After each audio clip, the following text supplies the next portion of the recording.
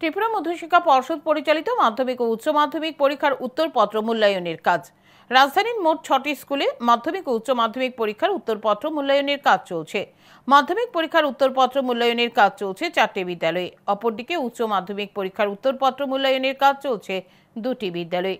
মধ্যশিক্ষা পর্ষদের সভাপতি ডক্টর ধনঞ্জয় গণ চৌধুরী উত্তরপত্র মূল্যায়নের কাজ সরজমিনে ঘুরে দেখেন। পরে এক সাক্ষাৎকারে তিনি জানান, 15 দিনের মধ্যে উত্তরপত্র মূল্যায়নের কাজ শেষ হয়ে যাবে।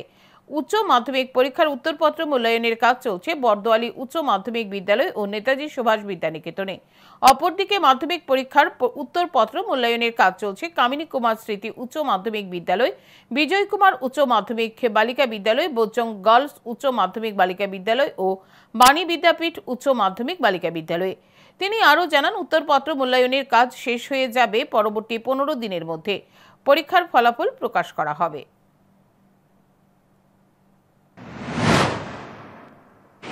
আজকে 2রা এপ্রিল, আজকে থেকে আমরা ত্রিপুরা মধ্যশিক্ষা পর্ষদের খাতার মূল্যায়নের কাজ শুরু হয়ে গেছে। আমাদের দ্বাদশ শ্রেণী প্লাস 2 স্টেজ 2টো স্কুলে মূল্যায়নের কাজ চলছে।